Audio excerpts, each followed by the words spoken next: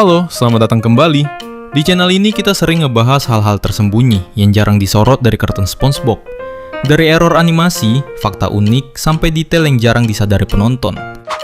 Tapi video hari ini berbeda, karena hari ini kita tidak akan ngomongin error atau detail tersembunyi. Kita akan ngomongin sesuatu yang jauh lebih besar dari itu. Kita akan ngomongin tentang bagaimana SpongeBob, kartun yang sudah ditonton miliaran kali di seluruh dunia, menyimpan dua pesan tersembunyi yang hampir tidak pernah disadari siapapun. Pesan yang disembunyiin langsung oleh para penulisnya sendiri. Untuk ngerti kenapa semua ini penting, kita harus mundur dulu dan ngomongin Mr. Krabs.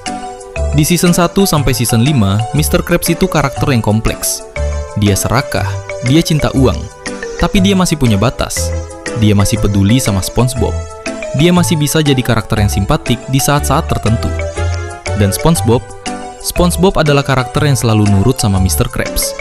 Apapun yang Mr. Krabs minta, SpongeBob lakukan.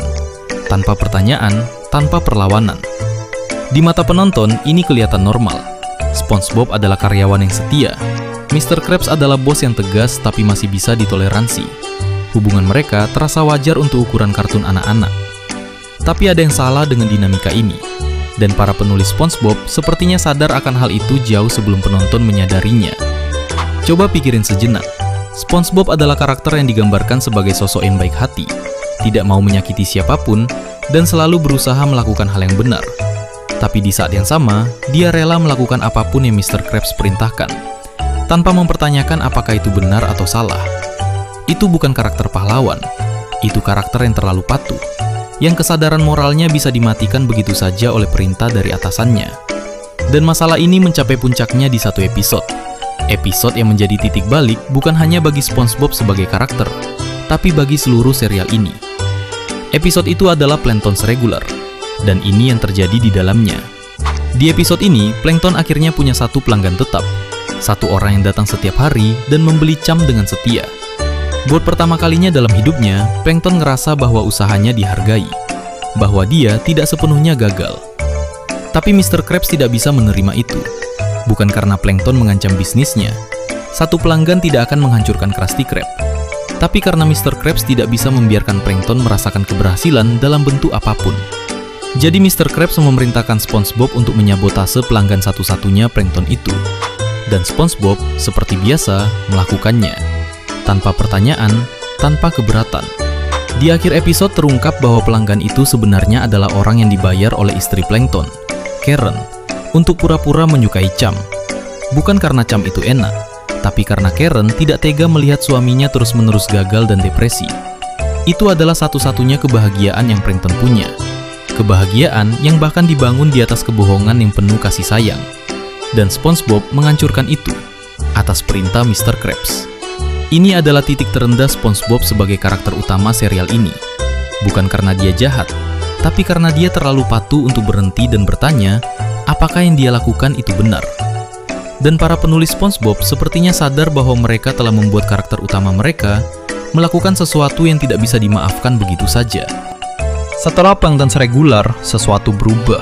Dan perubahan itu tidak terjadi secara kebetulan. Para penulis SpongeBob sepertinya sadar bahwa mereka telah membuat karakter utama mereka kehilangan jati dirinya.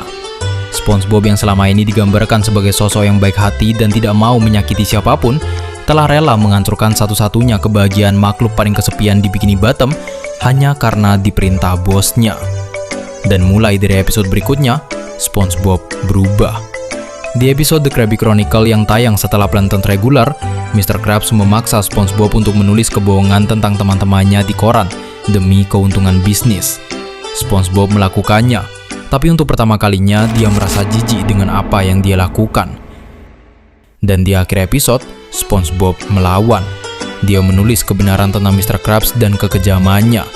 Untuk pertama kalinya dalam serial ini, SpongeBob tidak nurut begitu saja. Ini bukan kebetulan, ini adalah perubahan yang disengaja. Di episode No Head for Pet, SpongeBob jijik melihat Mr. Krabs mengeksploitasi Patrick demi uang. Di episode Greasy Buffoons, SpongeBob jijik melihat Mr. Krabs menjual makanan busuk dan beracun yang menyakiti orang-orang di sekitarnya. Di episode One Course Meal, SpongeBob begitu marah melihat Mr. Krabs menakut-nakuti Plankton sampai hampir bunuh diri. sampai dia sendiri yang ngasih tahu Plankton tentang ketakutan terbesar Mr. Krabs sebagai balasan.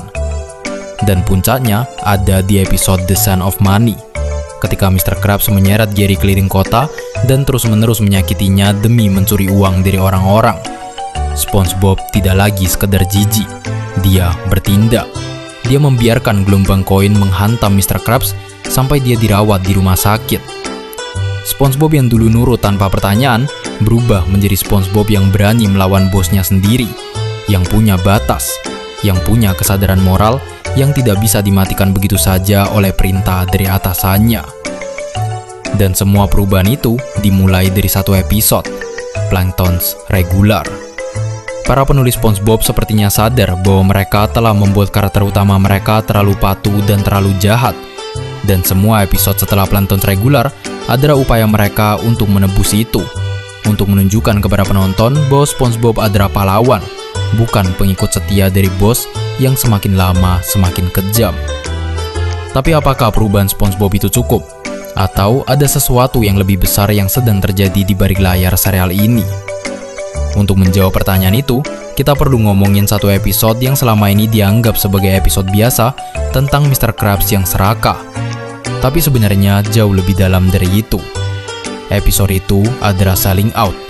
Dan ini mungkin episode paling berani yang pernah dibuat tim penulis SpongeBob. Di permukaan ceritanya sederhana.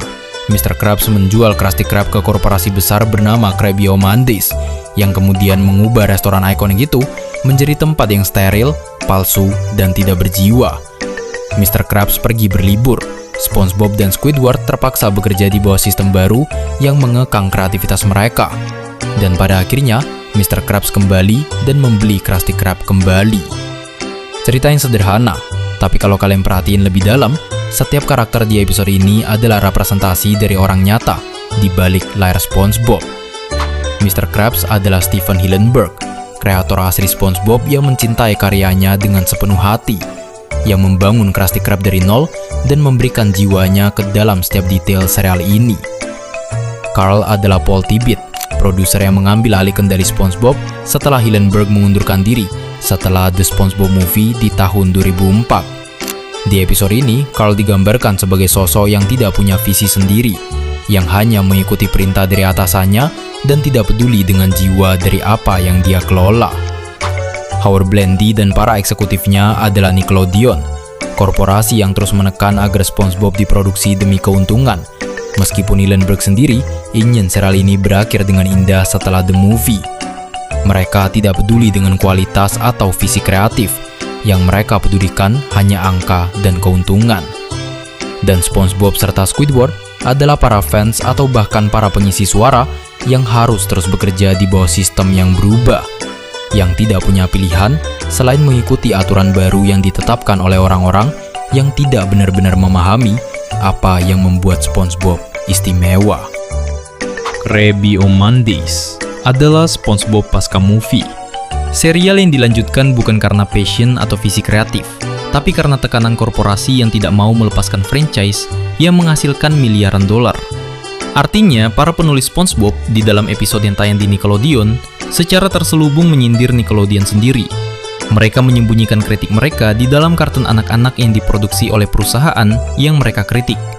Dan Nickelodeon menyiarkannya ke jutaan penonton di seluruh dunia tanpa sadar bahwa mereka sudah mempertontonkan sindiran terhadap diri mereka sendiri.